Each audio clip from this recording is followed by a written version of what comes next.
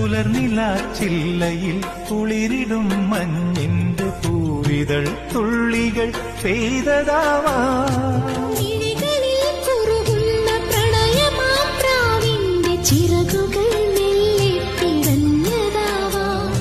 മിഴികളിൽ കുറുകുന്ന പ്രണയമാം പ്രാവിന്റെ ചിറകുകൾ മെല്ലെ പിടഞ്ഞതാവാം.